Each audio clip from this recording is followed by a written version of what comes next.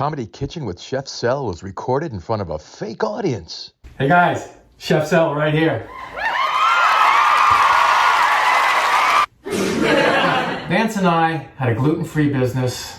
We've had some stuff in our restaurant. We had a frozen food business, and we learned how to make gluten-free stuff that tastes good. I like gluten-free bread because I like the way it tastes when I make it. I'm telling you, I make it once a week.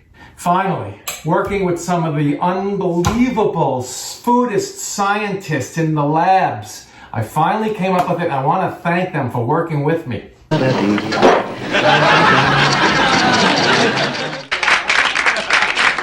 It's all natural ingredients. This is the stuff. Here's what we're gonna do. Number one, warm. Everything has to be warm. Your utensils, your mixing thingies, your bowls, your attachments, the KitchenAid, your eggs, you're gonna use egg whites. It all has to be warm. So what I want you to do before you start, get your bowls out. Here's the one for the dry stuff. See? I wouldn't lie to you. Yeah, boom. Put some hot water in it. Let it sit. The first thing we're gonna do, we're gonna whip up the 3 egg whites. We're gonna add a little cream of tartar, okay? Here it is, boom. Just a little bit, maybe like 1/4 teaspoon. It gives you nice, really good stiff peaks. All right, the dry stuff, you're gonna mix and sift separately in a bowl, okay? I want you to use cup for cup. Where is it? Here it is, ready? Cup for cup, gluten-free, all-purpose flour. It's cup for cup because you just look at the recipe, regular flour, you put that stuff instead. So, you want 3 cups of that? I ground up some chia seeds, 1 tablespoon. Grind it up in one of these. 2 tablespoons rapid rise yeast. We're not going into a hole. You have to rise it with the sugar. Give it 5 minutes. But I am going to mix it with some warm water. A little over a cup. That's what you're going to use. 2 tablespoons baking powder. 2 tablespoons the aforementioned xanthan gum. We got 1/4 cup of dark brown sugar. You can use light brown. I just like dark brown. It's just the way it is. And 2.5 teaspoons of this here kosher salt. I'm going to cut these eggs. I call it cut. You got to separate them. Put the whites in here. Save the yolks or throw them out. So let me do that, and then we will be back. Bingo. See?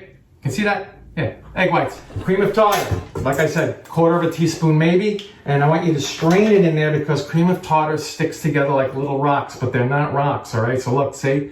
Boom. Take a look, see? That's pretty much it. A little more than a cup of water with the yeast. So to get this going, I'm going to use another whisk. Have 2 whisks around because you want to dry one off. Actually, I should use one for the dry, one for the wet, but it doesn't matter. And you got to move this around a little bit. And we're going to take our whisk attachment, if I can find it. Now this was soaking in warm water. I told you everything has to be warm. There's a reason. Put it on high. It's going to take 2 or 3 minutes, very quick, okay? So let it go. See? Stiff peaks. Believe it or not, that's a big step. The rest is just really sift the roux. I have my 3 cups of cup for cup. I have my 2 teaspoons. I'm using baking powder today, but you can use baking soda because baking soda and baking powder work a little bit better with gluten-free situations when you add some acid. We're adding that in the form of apple cider vinegar. So I got all my dry going. I'm gonna get another whisk that's dry, and I wanna whisk this together. All right, 1/4 cup. I'm using avocado oil, your favorite oil of choice. Okay. I'm gonna add this to the egg whites and we switch to the paddle attachment for the KitchenAid itself. All right? And I'm gonna do a tablespoon. Always shake up your apple cider vinegar.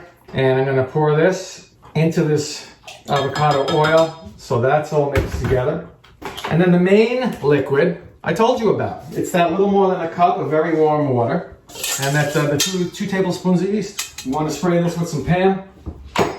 Not a big deal. Again, I told you this has been warmed with some warm water too. All right, let's get this going. Start out of, medium to medium low. And add your wet. I told you what this was, right? Yeah. Let that swish around. Bring it up a little bit. Don't kill it because you want the egg whites to retain the air, right?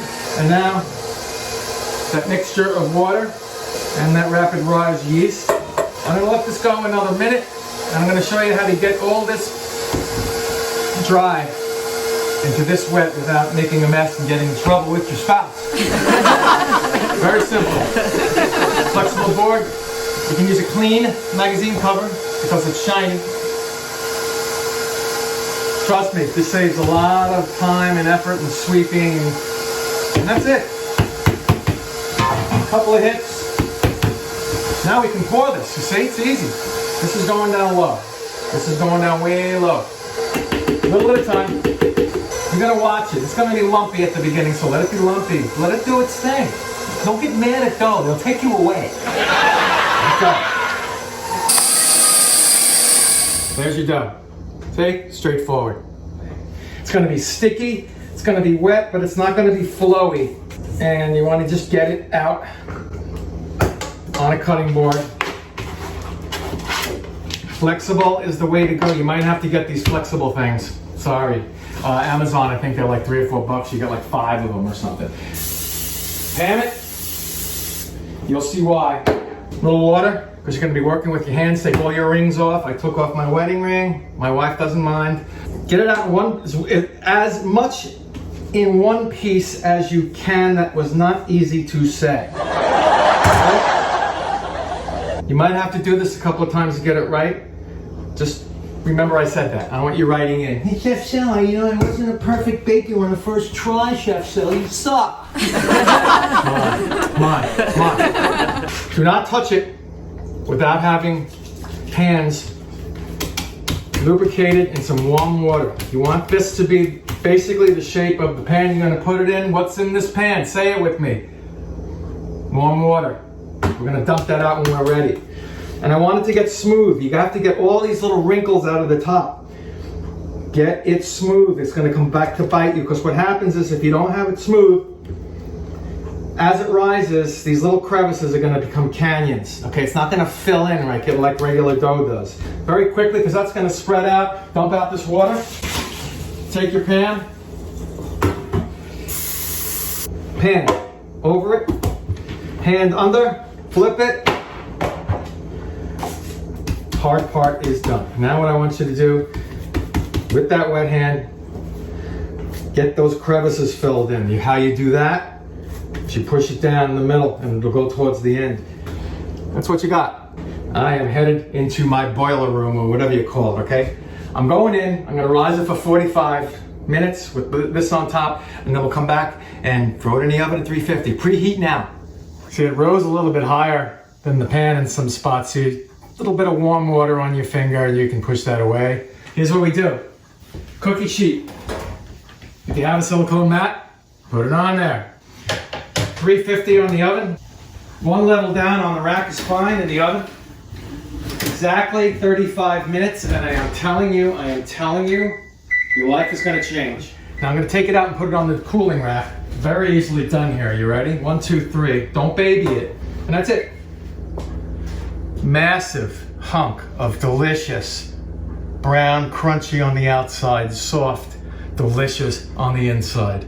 Now, I'm going to show you basically how to care for this once it's done. You'll know what I mean when I do it, okay? But in the meantime, Instagram. Did you eat a lot of paint chips when you were a kid? They're never going to go away. Put it back together like a puzzle. Press everything back together as one loaf. If you can, put it in the large, extra large Ziploc if you can find it, and freeze it. And come on over and please subscribe. On the right side of your screen, on the bottom, it says subscribe. Hit the bell. It'll tell you when there's new chefcells. I am back. Chefcell. I'll see you next time.